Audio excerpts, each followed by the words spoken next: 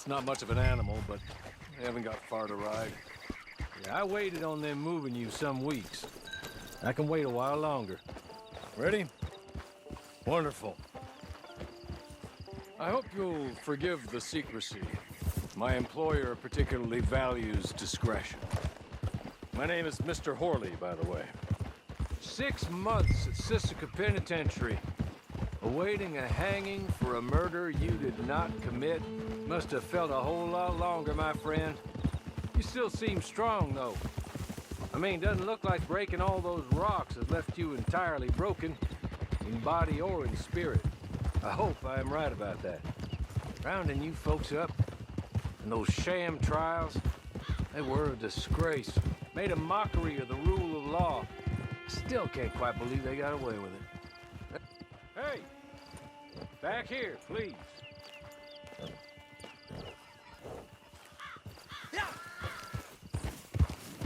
It ain't time for you to ride off on your own. Not quite yet. Now come along.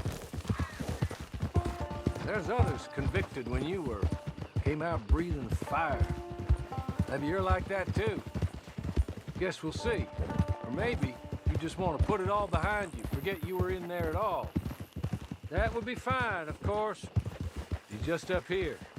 There's the camp. Get your horse.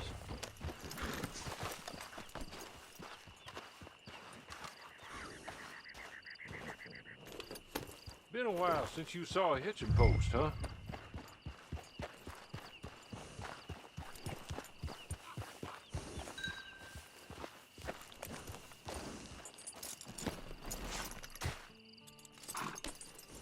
This way. She's anxious to meet you.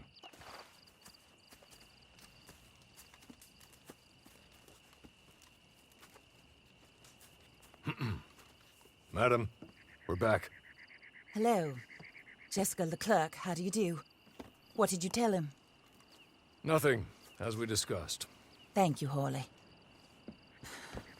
I do hope we haven't inconvenienced you dreadfully. But seeing as you were due to be hanged in a week, I'm sure you don't object too strongly. I know you're innocent. Well, not perhaps exactly innocent, but not guilty of what you were accused. I know you and those who were with you that died were little more than patsies, and that you were set up by one of 3 men or a woman, possibly by all of them. I can't be sure, but that is all I know so far. And one of these people also made Mrs. Leclerc a widow. And I will avenge my husband's death, so help me God. But I will not avenge it upon them who did not cause it, or caused it unwittingly. Anyway, I'm sure this is all a touch confusing and melodramatic. Where are my manners? Horley, please show our guests to their tent and give them some fresh clothes to put on. Very good, madam. Then serve us both a little refreshment. Certainly, madam. This way. You'll find a change of clothes in there, alongside a few other items you might need, a lasso, a knife, and a lantern, I believe.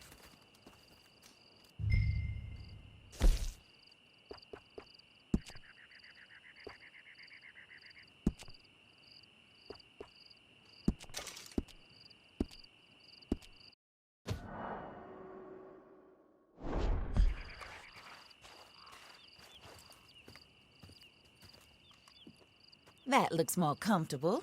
Horley? Here, madam. Your very good health.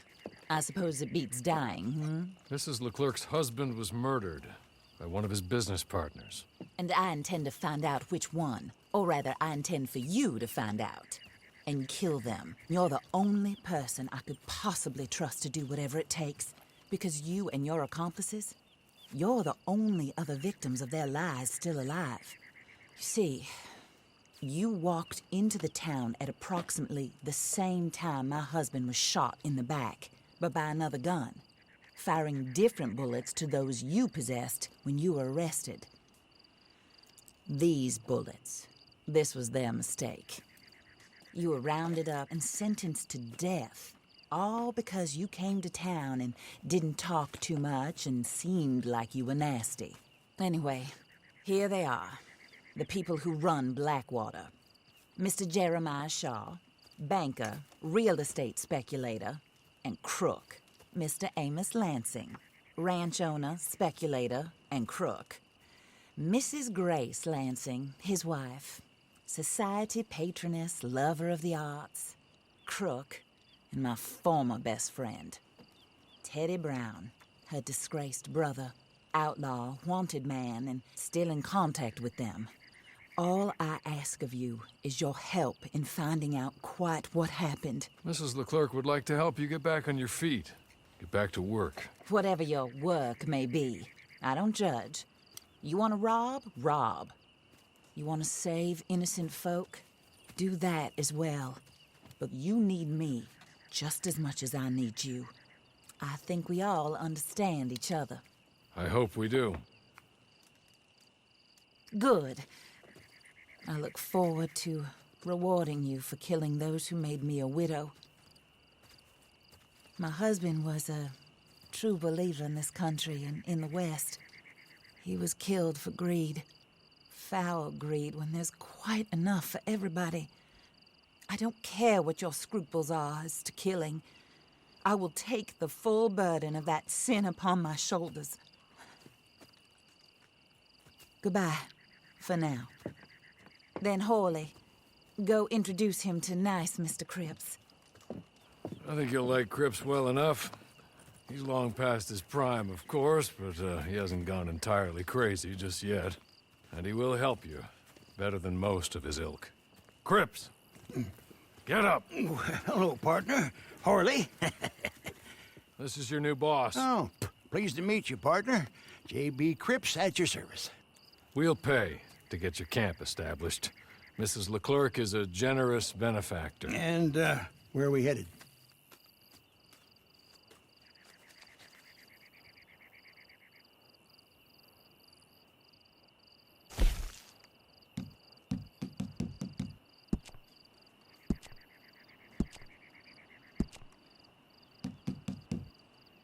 Oh, sir.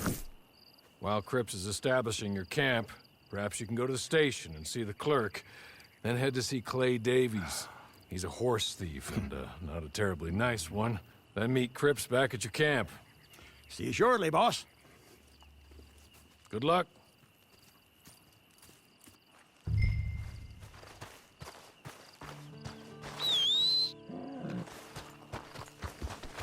Sure you're tired. Get this done and you can rest.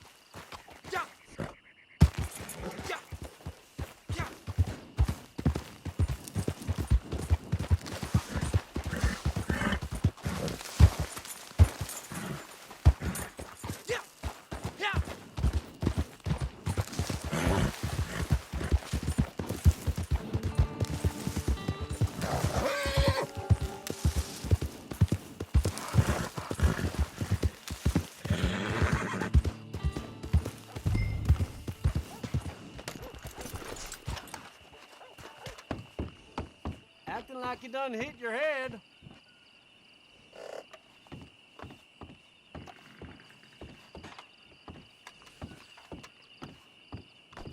Pardon me.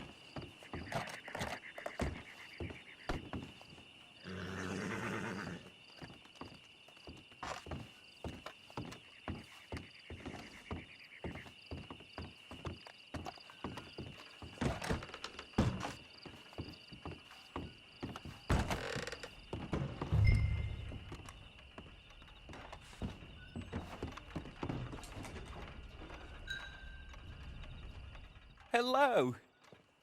You must be Harley's friend. He's one of us. He said you also were a discouraged man. I'm very discouraged. Disappointed Alden, that's me. Anyway, it's a pleasure to make your acquaintance. I find your reticence charming. Real charming. By the way, I heard you might want to earn a little money.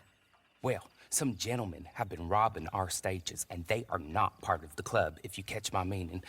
If you can make them go away, I'm sure they will have something of interest to you. They're up near Gap Tooth Ridge. See what you can do, okay? Here, by the way, a catalog. The latest issue.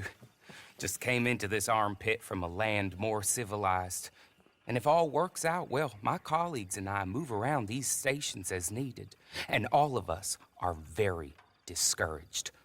We will all help a fellow sufferer with pertinent information. Good afternoon, sir.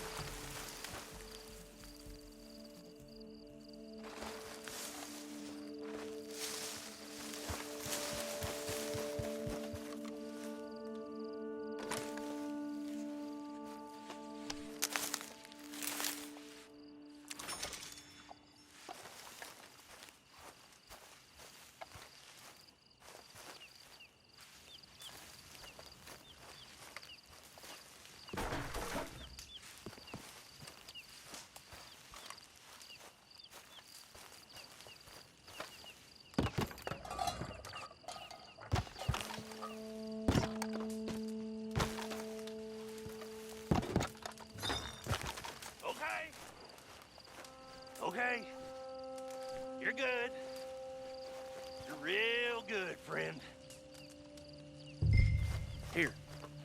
Take this. Matt.